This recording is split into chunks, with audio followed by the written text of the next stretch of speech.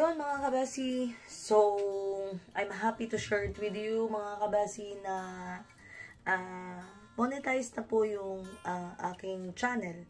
So ito po yung ibabahagi ko po sa inyo ngayon kung paano po nangyari or paano naging possible yung bagay na ito. So actually mga kabesi, ito yung pastime ko na ginagawa after work kasi I was thinking na, sabi ko, bakit ako nanonood lang ng mga video ng mga other YouTubers na pinapanood ko. So, kung inyong matatapatin, so every night after I work, so pagkatapos kong kumain, so ang palaging ginagawa ko ay to scroll up na sa cellphone ko, sa nanonood ako ng video, I watching ads. So, sabi ko, why is it gawin ko kaya to?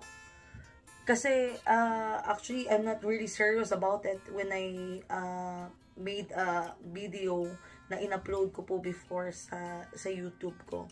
So parang wala lang, it just for the record na gusto ko lang talaga na i-upload. So yun po yung kwan ko. Yun po talaga yung purpose ko before. Kasi syempre sabi ko, it's really impossible to reach a 1,000 subscriber or more than 1,000 and then 4,000 watch hour. So where can I get that? Diba? So it's almost 240,000 minutes. So sino yung iniisip ko? Sino yung magsusuporta sa akin? Kasi syempre yun po yung unang inisip ko. Tapos one of my office mate na parang yun po yung unang nag-pop up sa utak ko na parang may, yun nga yung ibabahagi ko sa inyo na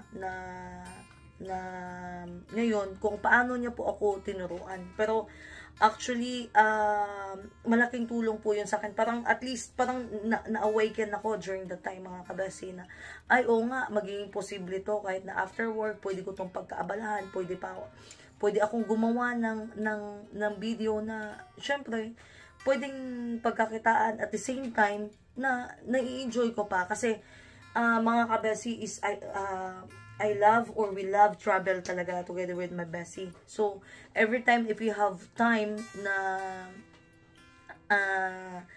gumala, so gumagala po talaga kami. Tapos mahilig po, lalo na po yung bestie ko, mahilig po talaga siyang mag-take ng pictures, ng video. So, ako nga medyo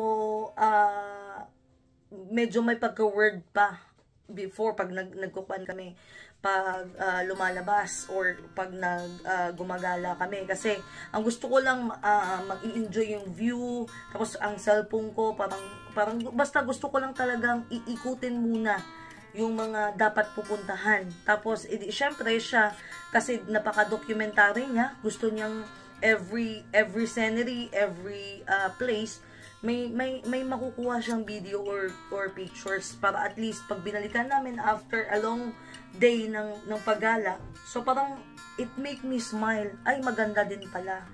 Ay, sulit din pala ang gala. Parang worth it din ang paggala. So, yun po yun mga kabesi. So, yun po yung pinaka-importante po sa lahat na enjoy po natin. So, anyways, tulad po ng na-share ko po sa inyo. So, ayun nga mga kabesi. So, syempre, after a long tiring day, so, naisip ko na what if gawin ko nga to. So, after na nakausap ko po yung kasamahan ko dun sa trabaho, sabi ko, what if gawin ko nga ito? So, kasi ang daming questions na nagre-raise sa utak ko. So, mga kabasi, pag hindi mo talaga na-start ang gusto mong mangyari, ay hindi talaga mangyayari ang gusto mong bithiin o gustong maabot sa buhay. So, yun mga kabasi. So, number 1, so sabi ko nga, una, do not expect help from your friends, circle of friends that you called, and the family.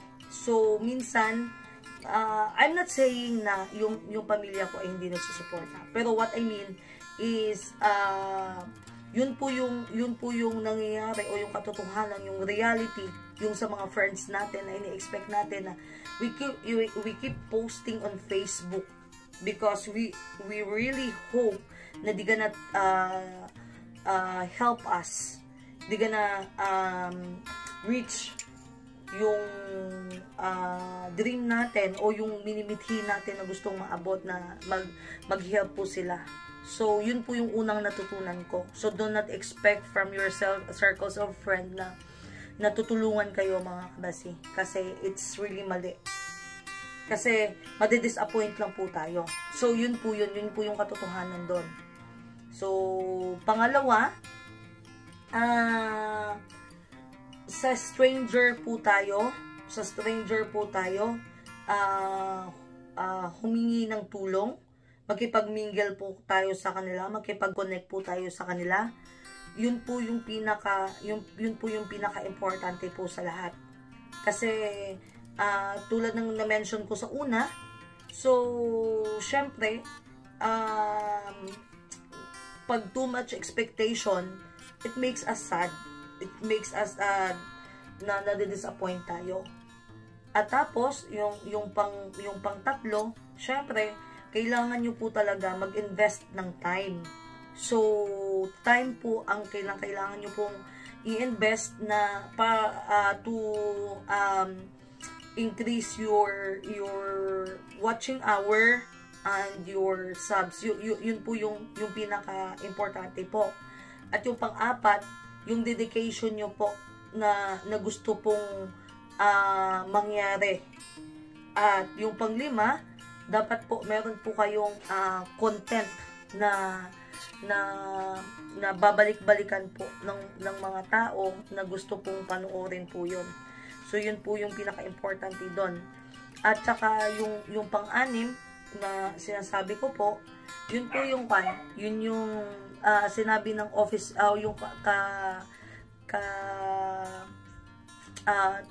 katrabaho ko na he joined on Lapagan, Dikitan, Barteran. So, isang bagay po yun. Isang malaking bagay po na tulong yun sa akin. Sa totoo lang. Na may isang tao na tumulong din sa akin. Hindi lang isa. Syempre marami. So, may mga tao po na tumulong sa akin para ma-increase po yung watching hour, yung subscriber. Kasi, syempre, tawag dito, mga stranger sila, hindi po sila natatakot na tulungan po tayo. At saka hindi po sila naiinggit para tulungan po tayo, para iangat po tayo. Kasi just to always remember, mga kabasi, tulad ng sinabi ko, babalikan ko po. Kasi sometimes the friends that we have, the circle of friends that we have, that we are expecting to help us, yun pa yung po na ayaw nila tayong umangat. So, kaya palagi ko po yan ini-emphasize po sa inyo, mga kabasi, na mag-incline po tayo, the most na incline to help us yung mga strangers po. So, ang number one po talaga na dapat natin gawin is kaibigan po sa mga stranger. Hindi ka plastikan na kaibigan, kundi genuine po yung pagpapakita po natin. Yun yung sabi ko kanina, yung pang 7 na kailangan po talaga natin na pumasok sa Lapagan, Barteran. Kasi ang dami po dyan na willing mag-support sa mga small YouTubers po. They are willing to help us na maabot po yung gusto natin. So, yun po yung yan po yung pinaka-importante po sa lahat na kailangan po natin gawin para mapa-increase po yung WH natin, o watching hour and saka subs, na magbibigay po sila ng mga subscribers po sa atin, yung mga live stream. Yun po yung kung makikita nyo po, may nakalagay Lapagan, Barteran, Bigayan, Ayudahan. So, if you are aspiring to be a YouTube partner para ma-monetize, ma-reach nyo po yung requirement po nila, so yun po yung uumpisahan nyo po. So usually wala pong gumagawa po nito na nakikita ko na nag-upload po sa kanilang mga video kung paano po sila nag-increase ng kanilang mga subs. is due to lapagan, barteran, ayudahan, live stream po yan. So, dyan nyo po makukuha yung tulong na galing sa stranger na sinasabi ko po. They don't know each other personally. Pero, ang kwan po nila, ang goal din po nila para matulungan din po kayo para sabay po na umangat. So, yun po talaga yung pinaka-importante po sa lahat. Yan po yung pinakamaganda po na nangyari sa akin kasi yung stranger po talaga yung tumulong po sa akin para maabot ko po yung gusto kong maabot na sabi ko nga to monetize my channel kasi sayang naman mga kabasi na I'm uploading a video na kung saan yung gala namin tapos nagkakaroon na po siya ng ads. So si Google po yung kumikita pa noon during the time.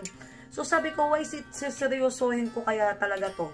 Kasi napapanood ko din minsan ang video ko. Sabi ko, meron akong ads na pumapasok. So minsan ang haba pa ng ads na pumapasok sa video ko. So bakit hindi ko kaya seryosohin to? Yun ang tanong ko sa sarili ko.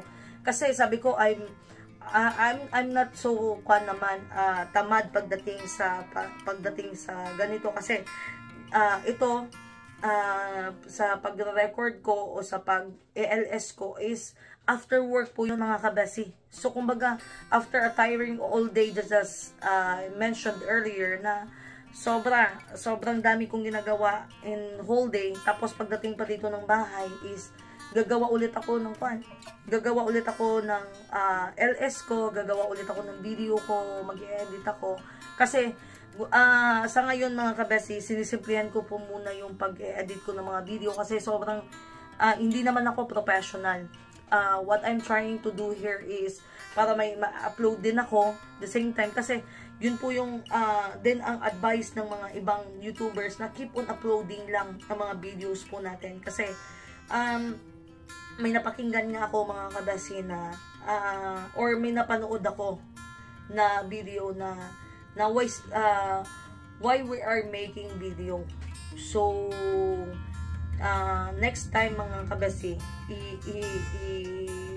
babahagi ko din po sa inyo yun kung bakit tayo gumagawa ng video. So nawala naman nanonood.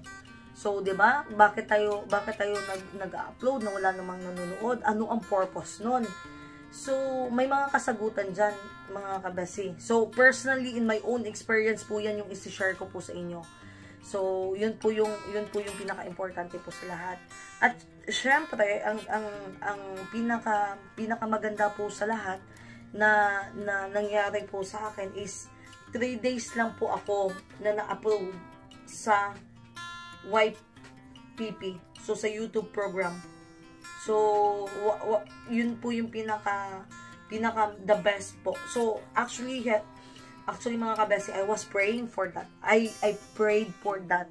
Syempre, I don't want to waste my effort for nothing.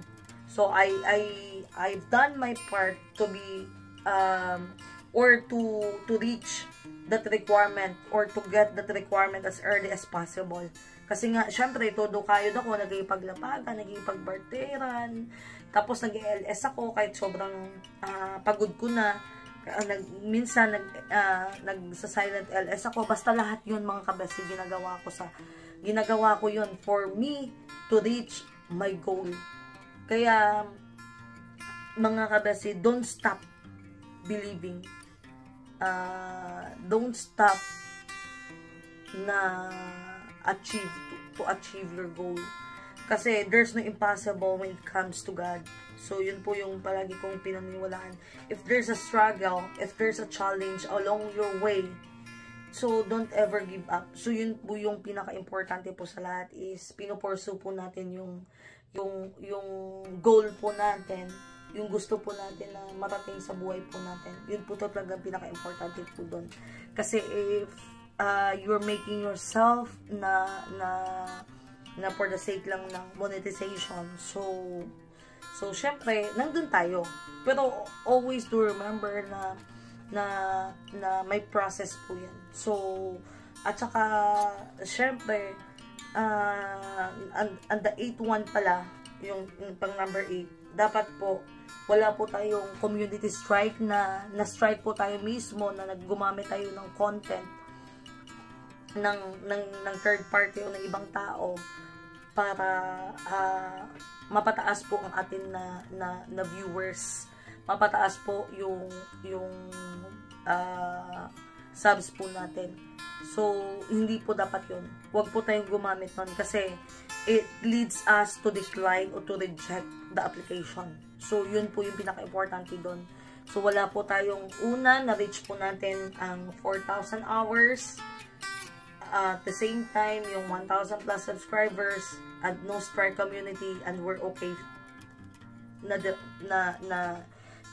application na natin. So, maging okay na po yan. So, ibig sabihin, pero, it depends upon pa rin sa YouTube kung i-approve tayo. Pero, I'm so thankful na after, in my third day of application, so, na-approve po tayo. So, yay! Approve po tayo. Kaya, thank you po to those strangers na nag-help ulit sa akin, or to those few friends, true friends that I have.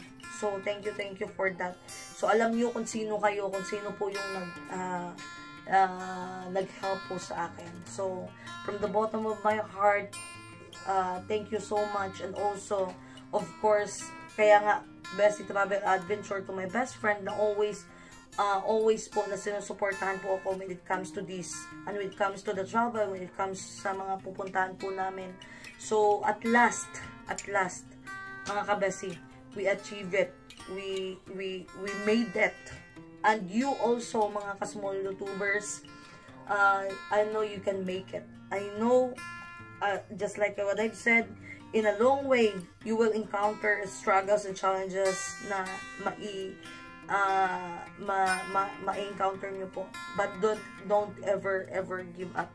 So, there's always a way, and find a way how to get back. Huwag po kayong panghinaan ng loob. Kasi ako, there's so much times na napanghinaan din ako ng loob. Pero, I get back with my 2 feet na gawin kung ano yung kinakailangan kong gawin. Kasi sabi ko, nandito na ako. So, hindi ko to susukuan. Kasi, sabi ko nga, hindi pwedeng mag-stuck ako sa isang bagay na sinumulan ko lang na hindi ko tatapusin. So, sana kayo din, hopefully kayo din po, na if you already started your fight, so, don't ever give up. So, don't ever give up your dream in life na gusto nyo po na maabot sa buhay ninyo. Kasi nga, from the quote of Robert Louis Stevenson, so, ang sabi niya nga, don't judge each day by the harvest you reap, by the seeds that you plant. So, yun mga kabesi. So, yun yung dahilan. Ang tips ko pala sa inyo mga kabesi, always read quotes. Mag-read po kayo ng quotes na mga nakakapulutan ng aral po na pwede nyo pong i-apply po sa sarili ninyo. Kasi, yun po yung isang magpapastrong po sa inyo na para maabot po yung gusto nyo pong maabot sa buhay nyo po. Yun po talaga yung pinaka-importante po sa lahat. So, wag po natin husgahan kung ano po yung na-harvest natin sa itinanim natin. Kasi ang itinanim po natin, yun po yung kailangan po natin na gawin. Magtanim lang po tayo na magtanim. Kasi, syempre, kasi we are thinking na, oh, I'm still doing it, na yung sinabi ko earlier na yung join sa LS. So, bakit hindi ako nag-i-improve? Bakit wala pa rin nangyayari? So, there's always a right time for that. So, wag nyo pong isipin na hindi pa nangyayari sa ngayon. Kasi, wag po kayong magmadali. Kasi, meron po yan at merong taong magtutulong po sa inyo. May handang taong tumulong po sa inyo. Yun po yung pinaka-importante dyan.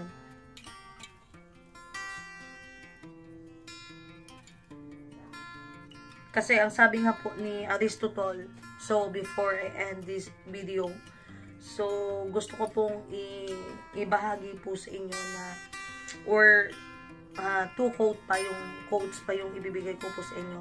Kasi sabi nga, it is during darkest moments that we must focus to see the light. So, yun po yung pinaka-importante doon, na we must focus hindi po sa darkest time po natin, kundi to see the light. So, what does it mean, mga kabesi, to see the light? So, ibig sabihin, yun po yung success po na tutulong po sa atin